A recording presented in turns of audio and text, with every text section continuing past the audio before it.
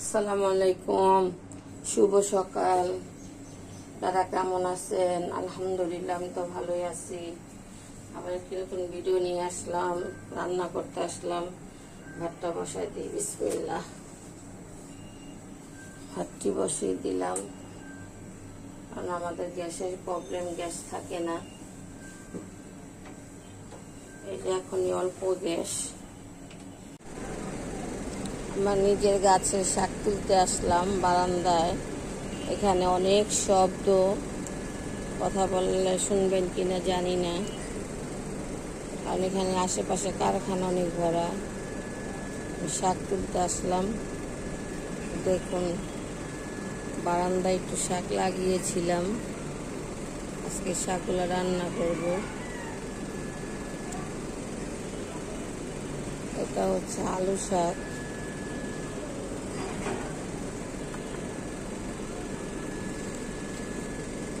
এটা হচ্ছে আলু শাক। আলু শাকটা তুলে নিলাম। আরো আছে, আরেকটা আছে।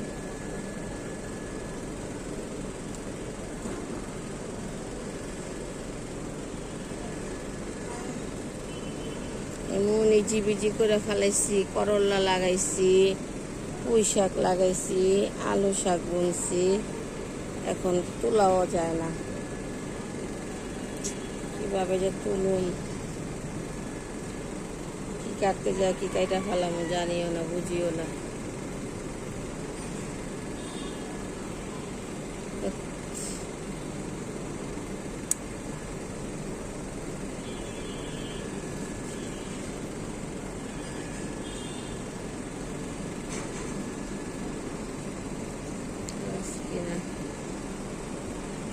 কিছু বুঝতেছি না।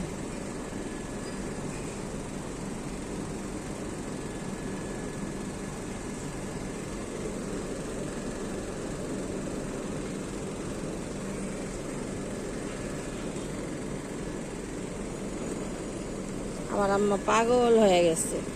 আলু শাকটি তুল, পুঁই শাকটি তুল, রান্না করি খাই, হইতে থাক। না, এই মহিলাটা হইতেও দিব না, ওনারা রান্না করে দিতে হইব।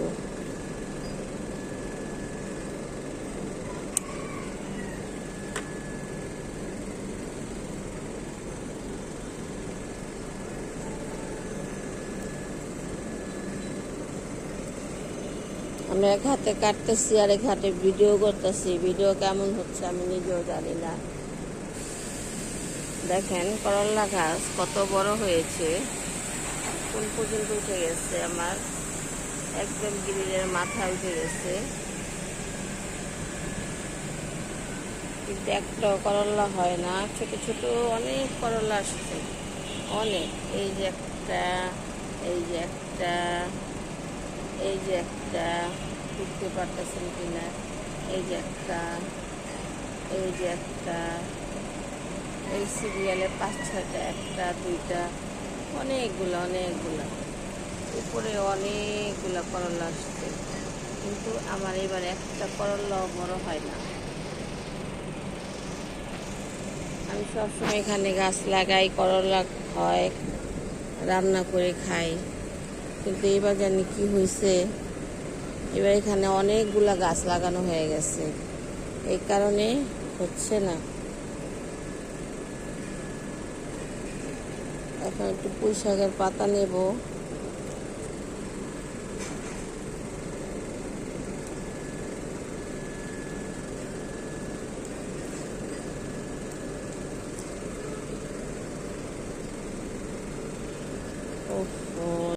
গাছগুলা শুধু মারা যায়, পানি দিতে হবে। কি ভেঙে গেছে? না, ভাঙেনি।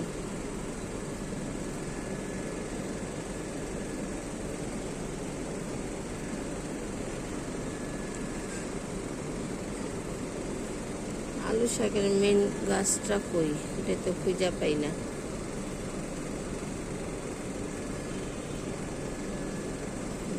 এটা হলো আলু শাকের মেন গাছ। হইতে থাকো। এরকম ফল দাও, শাক দাও আমাকে, আমি তোমাদেরকে পানি দেব।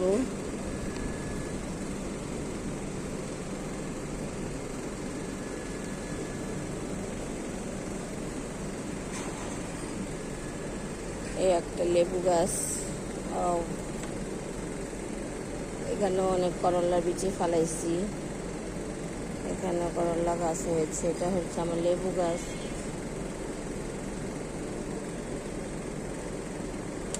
পাতাগুলো নষ্ট হয়ে গেছে।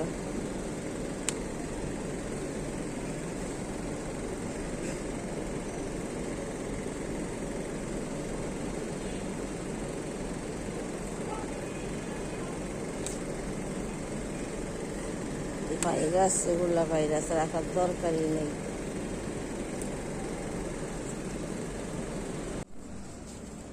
আমার ছোট মিনি বাগানের শাক, এখন শাকগুলো কেটে নেব। এখান থেকে নেয় না, এভাবে না? আচ্ছা, ওটা নেবো, সামনেরটা নেবো, কচিটা।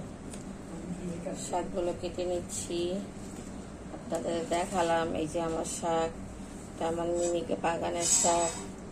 আর আজকে পটল রান্না করব, পটলের দিয়ে মাংস দিয়ে রান্না করব, দেখাবো।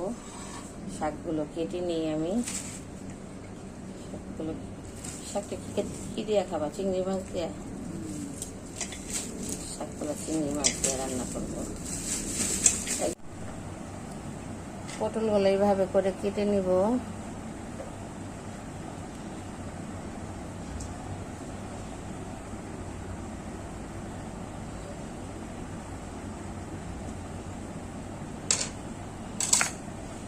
এভাবে করে কেটে বিচিগুলা বের করে নেব।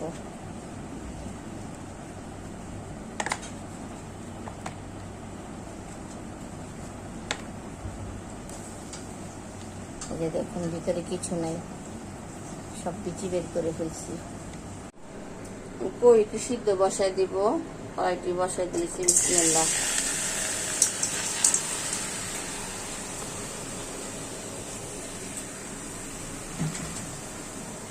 দিয়ে দিব পানি সিদ্ধ করার জন্য।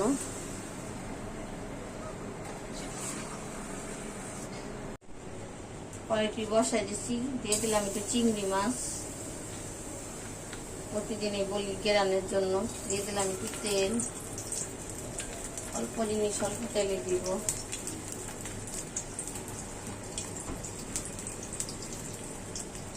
দিয়ে দিলাম একটু পেঁয়াজ। পেঁয়াজটি বেরেস্তা করা হয়ে গেছে, এখন হলুদ মরিচ লবণ দিয়ে দিচ্ছি।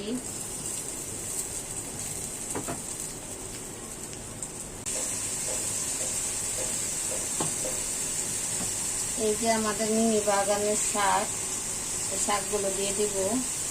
বিসমিল্লাহ। একদম অল্প হয়ে গেছে, মানে ভর্তার মতন খাওয়া যাবে, সবার হবে না।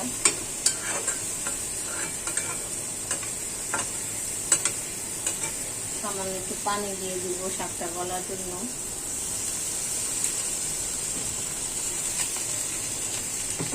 আমার শাকটি হয়ে গেছে। এই যে দেখুন, শাকটি ভাবে রান্না করে নিয়েছি, এখন নামিয়ে ফেলবো। ভাজি বাগার দিব, ভাজি কড়াইটি বসায় দিলাম, পেঁয়াজ দিয়ে দিলাম। সেই মোটা মোটা পেঁয়াজ রে বাবা, আমার সহ্য হইতেছে না।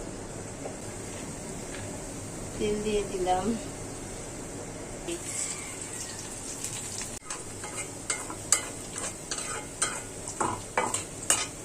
পেঁয়াজটা লাল হয়ে গেছে। এখানে আছে ডিম, আদা রসুন লবণ দিয়ে দিচ্ছি। ডিমটা আমি ভেঙে নিয়েছি এর জন্য, যাতে ডিম যদি নষ্ট বের হয়, আগে ভেঙে পেলার মধ্যে নিয়ে নিয়েছি। এখনকার ডিম ভাঙলে ভিতর থেকে নষ্ট বের হয়।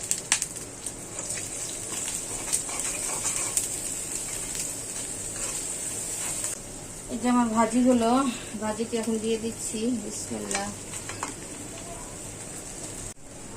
ভাজিটি হয়ে গেছে, এখন এটা নামিয়ে ফেলবো। এভাবে লাল লাল করে ভাজি করে নিয়ে এলাম। আপনারা এখন ডিম দিয়ে কহি ভাজি খেয়ে দেখবেন, ভালো লাগে। দিয়ে দিচ্ছি পেঁয়াজ,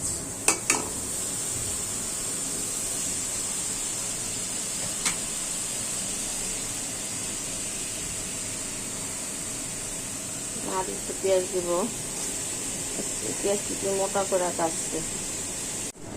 এখানে আদা রসুন বাটা, হলুদ মরিচ লবণ, শাহি গরম মশলার গুঁড়া এটা দিয়ে দিচ্ছি। এখন দিব নাড়াচাড়া। এটা আমি গরুর মাংস দিয়ে পটল দিয়ে রান্না করব। মশলাটা কষায় নিচ্ছি। পেঁয়াজ দিতে হয় বেশি। একটা পেঁয়াজ বুয়াদা কাটাইছিলাম, বুয়াদা তো কুটাকাটি কোনো কাজই করাই না। আমার পেঁয়াজ এত মোটা করে কাটা দেওয়া গেছে, পেঁয়াজই বলতে চায় না। একটু পানি দিয়ে দিলাম। মশলাটা ভালো করে কষাবো। এখন কষানোর পরে গরুর মাংস ছেড়ে দিব। মশলাগুলো কষানো হয়ে গেছে, এখন আমি মাংসগুলো দিয়ে দিব। এখানে গরুর মাংস। বিসমিল্লাহ। এগুলো আমি ছোট ছোট করে কেটে দিতে হয়, কারণ পটলের ভিতরে ঢুকাবো তো, তাই।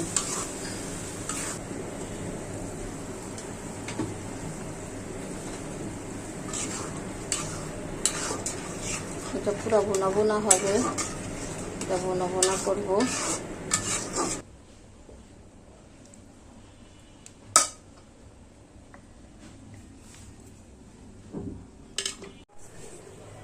বিসমিল্লাহ। এই যে পটল ভরে, পটলের মধ্যে মাংস ভরছি, ভরে যে কষায় দিলাম। এখন এটার মধ্যে একটু গরম পানি করে রাখছিলাম, গরম পানি দিয়ে দিব এটা সিদ্ধ হওয়ার জন্য। এটা সম্পূর্ণ সিদ্ধ হবে, তারপর এটা জিরা গুঁড়া দিয়ে নামিয়ে ফেলবো। এখন ঢেকে দিব, বাকিটা রান্না হলে দেখাবো। আল্লাহ। আমার এই পটলটি রান্না হয়ে গেছে, এখন এটা আমি নামিয়ে ফেলবো। জিরার গুঁড়া দিয়ে, এই হচ্ছে জিরা,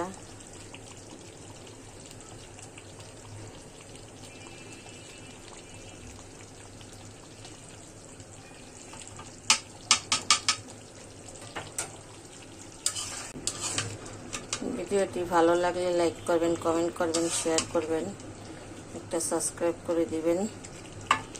আজকের মতন রান্না বান্না এই পর্যন্তই। আল্লাহ হাফেজ।